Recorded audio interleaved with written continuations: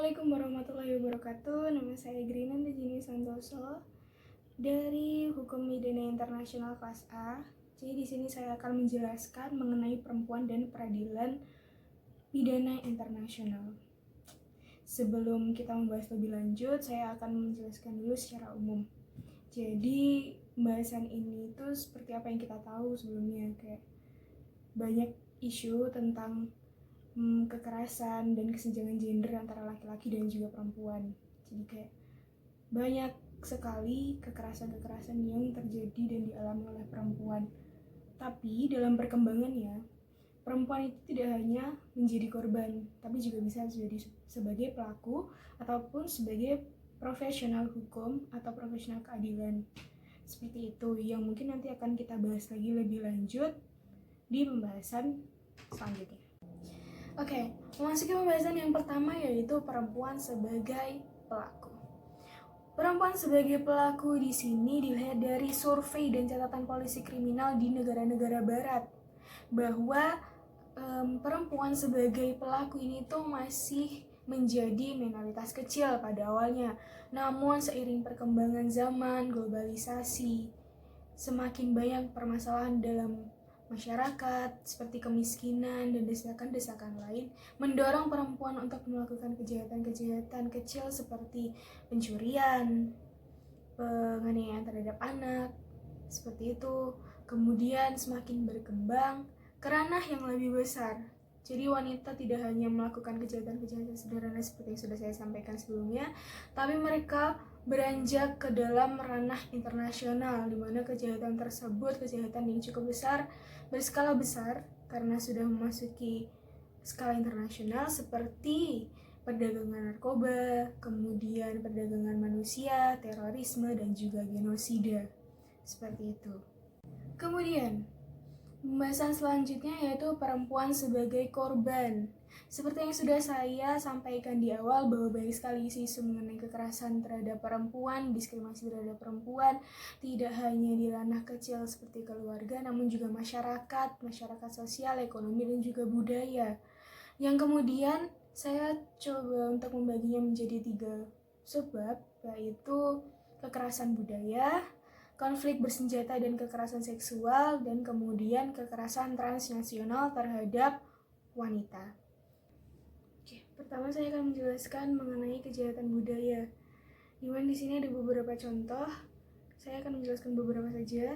Contoh pertama itu adalah fatwa, di mana ketetapan keagamaan di Bangladesh yang dipraktikkan kepada wanita yang dikeluarkan oleh pemimpin agama mengenai pernikahan, perundungan seksual, dan juga perzinahan. Kemudian juga ada buruh kontrak di Pakistan, di mana beberapa wanita hampir dipenjara dan dipaksa bekerja bertahun-tahun. Hampir sama seperti kerja rodi, tapi khusus untuk wanita. Kemudian juga ada serangan asam di Bangladesh dan Pakistan yang dijadikan sebagai ancaman kepada wanita yang tidak mau untuk diajak untuk menikah atau menolak rayuan seksual mereka. Seperti itu contohnya, beberapa contoh. Kemudian juga ada pembunuhan kehormatan, perempuan infantisida di India dan juga suku Arab, di mana infantisida ini yang dimaksud adalah di mana kehadiran anak laki-laki itu tuh lebih diharapkan daripada perempuan. Kemudian juga ada female genital mutilation, di mana di sini setiap orang tua yang memiliki anak perempuan itu harus bisa membesarkan anaknya dan juga menjaga keperawanan pranikah dan juga kesetiaan dalam perkawinan. Seperti itu. Kemudian selanjutnya saya akan menjelaskan mengenai konflik bersenjata dan kekerasan seksual.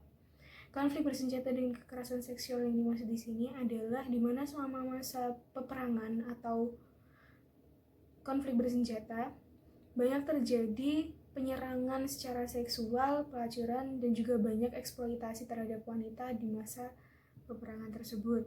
Kemudian yang terakhir adalah kekerasan transnasional terhadap wanita.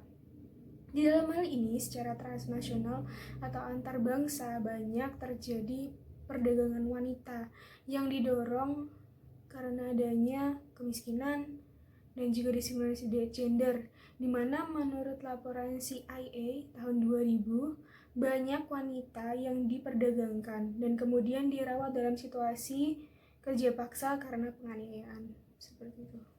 Setelah kita membahas mengenai wanita sebagai pelaku dan juga sebagai korban dari kekerasan, saya akan masuk ke dalam pembahasan selanjutnya, yaitu mengenai perlakuan terhadap wanita dalam sistem peradilan pidana. Dari yang bisa saya baca, yaitu menurut The World Prison Brief tahun 2009, di mana 93% dari 196 negara, kurang dari 10% populasi penjara terdiri dari tahanan wanita. Ini merupakan cerminan dari keengganan pengadilan untuk memberlakukan hukuman perwalian atas wanita karena kewajiban para wanita dalam masyarakat dan juga kurangnya fasilitas untuk memenuhi kebutuhan spesifik para tahanan wanita seperti perawatan pra-pralahir dan pasca persalinan. Keengganan ini disebut sebagai kesatriaan. Kemudian, sementara itu di penjara wanita ini tidak hanya diisolasi secara bahasa dan juga budaya, tetapi juga rasisme dan kekerasan terhadap orang asing. Ini dikenal sebagai korban sekunder. Perundungan terhadap wanita dalam tahanan merupakan masalah yang sangat mendesak, yang memerlukan tanggapan yang lebih tepat dan efektif di pihak sistem penjara sesuai dengan standar norma internasional. Masuk ke pembahasan selanjutnya, yaitu wanita sebagai profesional keadilan, di mana di sini adalah survei ke-10 PBB atas perwakilan wanita dalam profesi peradilan pidana mengungkapkan bahwa dari 86 negara yang menyediakan data, hanya 30 negara yang menyediakan informasi mengenai seluruh kategori profesi keadilan kriminal, baik itu polisi, kejaksaan, kehakiman, pengadilan, dan penjara. Di mana dalam hal ini kita dapat melihat bahwa wanita itu juga ikut andil dalam menegakkan keadilan melalui profesional keadilan. Dari pembahasan yang sudah saya sampaikan tadi, saya hanya bisa menyimpulkan bahwa peran wanita di dalam hukum pidana internasional itu tidak hanya sebagai korban, namun juga bisa sebagai pelaku dan juga sebagai penegak hukum atau penegak keadilan. Jadi itu yang bisa saya sampaikan. Lebih kurangnya saya mohon maaf. Wassalamualaikum warahmatullahi wabarakatuh.